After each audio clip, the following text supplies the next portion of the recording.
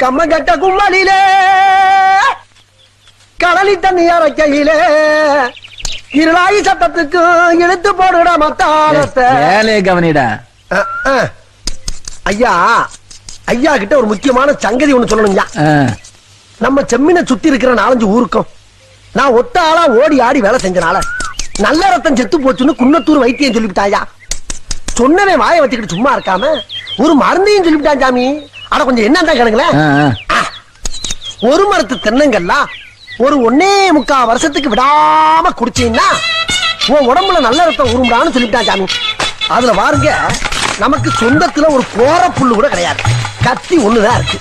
இது நல்லதுக்கும் பயன்படுது, கெட்டதுக்கும் பயன்படுது. நம்ம தான் கெட்டதுக்கு பயன்படுத்துறது இல்லையே. ஆகையினால ஐயா என்னைய உங்க புள்ளையா நினைச்சு உங்க தோப்பு ஓரத்துல இருக்கிற ஒரு 10-15 தென்னம்பிள்ளைய